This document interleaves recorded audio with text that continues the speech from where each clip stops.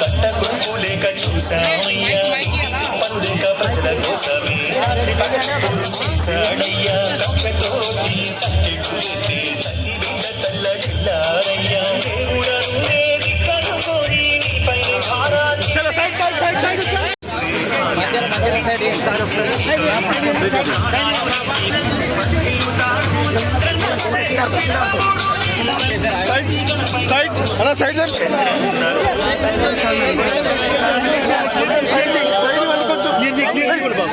Photographer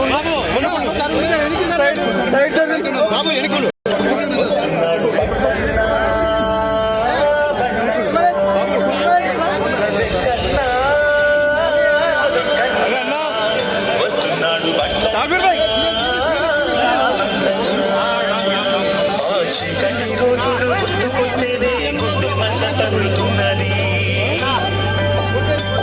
కన్న తండ్రి లాంటి నాయకుని బాధ తలచి కన్ను చెమ్మగిల్లుతున్నది కటకటాల మాట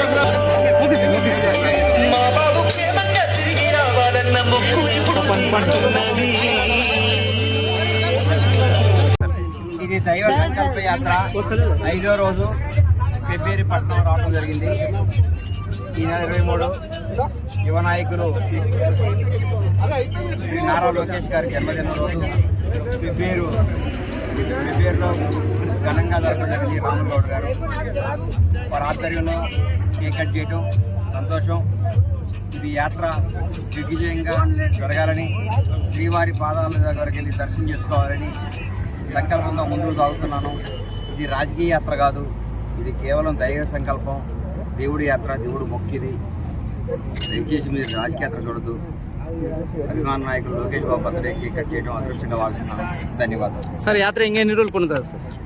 భగవంతుడి దయ. ఇప్పుడు 100 కిలోమీటర్లే కదా అయింది, ఇంకా 120 అయింది. తిరుమల సాగుతుంది.